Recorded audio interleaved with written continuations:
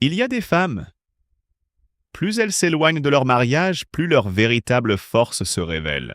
Non pas une force bruyante et exubérante, mais une force discrète. Elles continuent d'aller travailler, elles continuent de sourire, elles continuent de s'adresser à leur public d'une voix douce, comme si de rien n'était. Mais quelque part dans leurs yeux, on devine qu'elles ont traversé une période très difficile. Et Faustine Bollaert me fait penser à ce genre de femme. Faustine est née le 20 mars 1979 à Paris. Elle a débuté dans le journalisme au début des années 2000, travaillant pour Télé 7 jours, Closer, et devenant progressivement un visage familier de la télévision française sur M6, avec des émissions comme 100% Mag, Le meilleur pâtissier, Rising Star, avant de rejoindre France Télévisions et de s'imposer véritablement avec. Ça commence aujourd'hui à partir de 2017 et la boîte à secrets à partir de 2019. Ce parcours à lui seul montre qu'elle n'est pas une célébrité éphémère, mais une femme d'une résilience authentique. Mais ce qui m'a poussé à écouter l'histoire de Faustine cette fois-ci, ce n'était pas sur le plateau de tournage. C'était sa vie privée. Faustine a longtemps partagé la vie de l'écrivain Maxime Chatham. Ils ont eu une fille, Abby, née en 2013, et un fils, Peter, né en 2015. Après plus de 15 ans de vie commune, leur séparation a été rendue publique. Rien qu'à entendre ça, beaucoup de personnes plus âgées comprennent sans doute déjà. Certains chagrins d'amour n'ont pas besoin de longs discours. Juste le fait de savoir qu'on a construit un véritable foyer et qu'un jour, il a fallu apprendre à vivre à un rythme différent. Et c'est là que réside la véritable histoire. Car après une rupture, certaines personnes se replient sur elles-mêmes. Certaines essaient simplement de faire comme si de rien n'était. Mais il y a aussi celles qui retrouvent la joie là où elles se trouvent le plus, auprès de leurs enfants, dans une simple étreinte. Dans le sentiment que, peu importe les changements survenus dans leur vie, il y a toujours des enfants qui les appellent « maman ». En entendant cela, l'histoire cesse soudain d'être celle d'une MC célèbre. Elle devient l'histoire d'une femme qui a connu la gloire, le succès, le mariage, les peines de cœur, et qui pourtant a su préserver une part d'elle-même très chaleureuse. À sa place, je ferais probablement la même chose. À un certain âge, le bonheur ne signifie pas forcément recommencer à zéro avec quelqu'un. Parfois, c'est simplement voir grandir ses enfants et trouver en soi la paix intérieure. Pour Faustine Bollaert, ce bonheur ne réside peut-être pas dans un nouveau-né, comme le prétendent les rumeurs, mais dans quelque chose de bien plus concret. Après tout, elle a encore une famille à aimer d'une autre manière. Ce passage mérite d'être écouté pour comprendre pourquoi, après une rupture, un simple moment de maternité peut devenir une source de réconfort si précieuse. Il faut remonter un peu dans le temps. Faustine Bollaert est née le 20 mars 1979 à Paris. Son nom complet est Faustine Brigitte Suzanne Faraghi.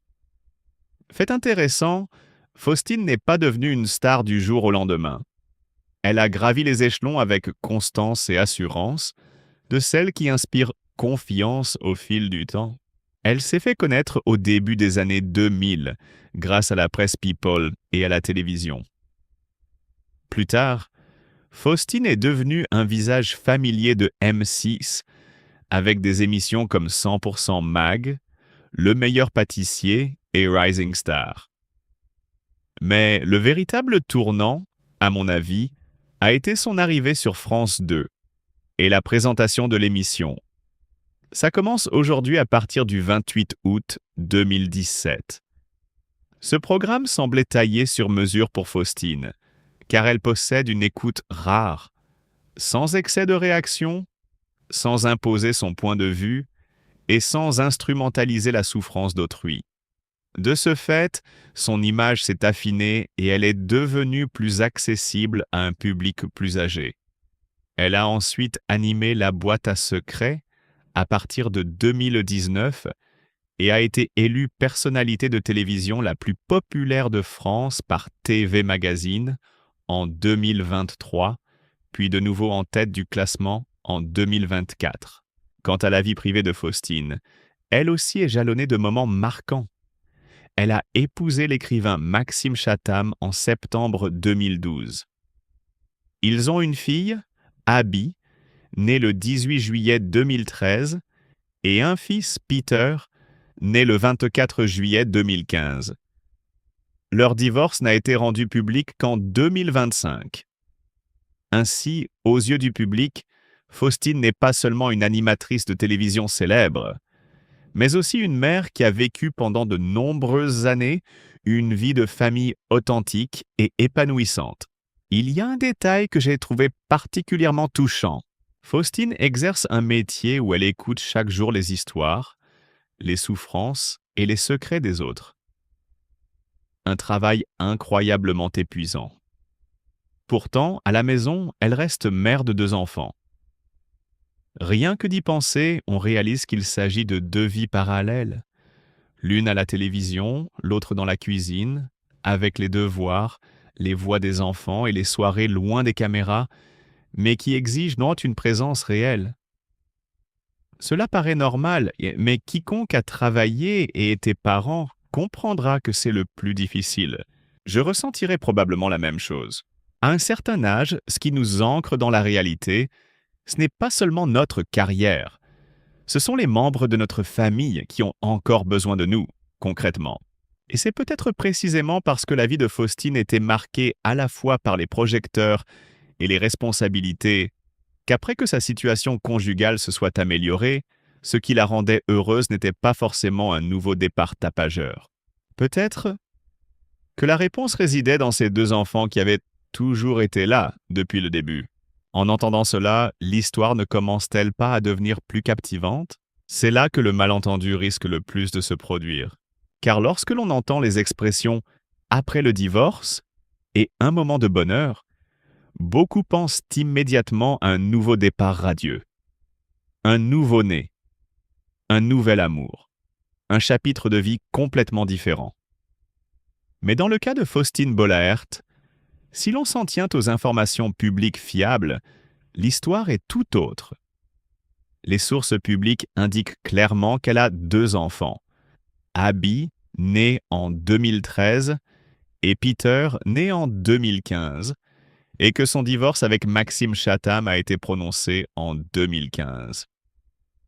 Je n'ai trouvé aucune source fiable indiquant que Faustine aurait eu un autre enfant après la séparation.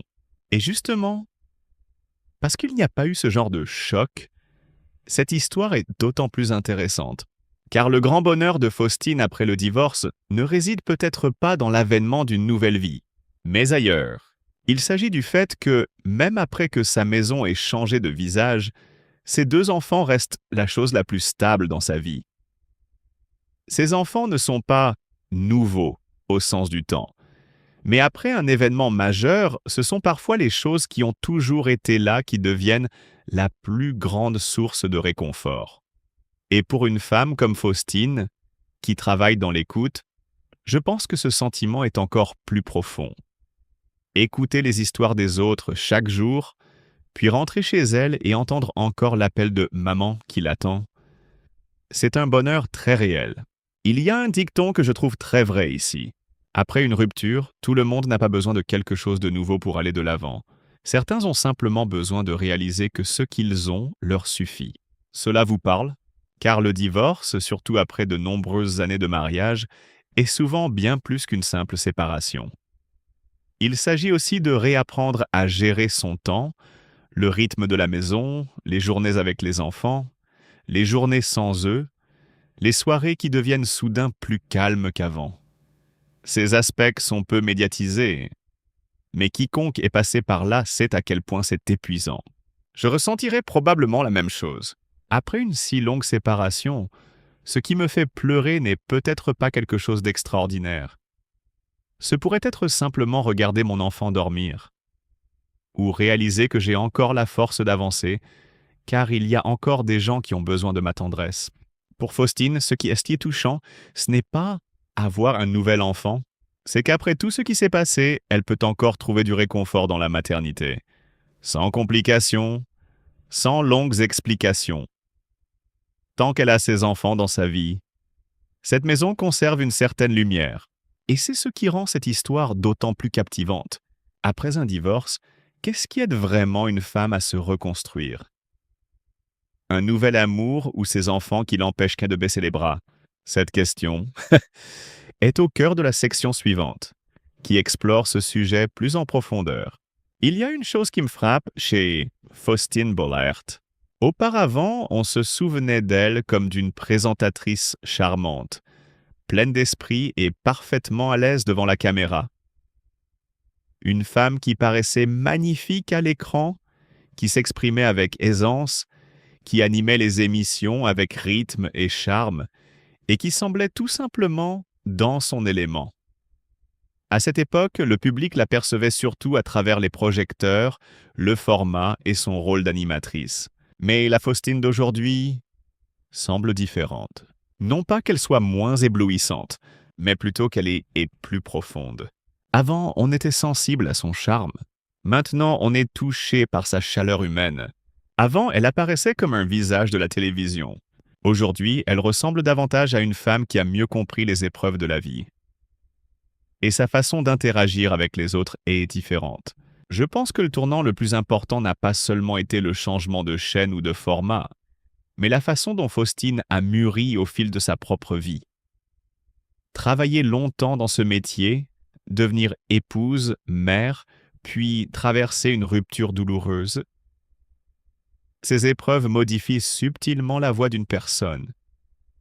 Elles ne l'affaiblissent pas forcément, mais la rendent moins superficielle, moins encline à voir le monde en surface. Et si vous regardez Ça commence aujourd'hui, vous le constaterez clairement. Faustine ne se contente plus de interviewer. Elle écoute.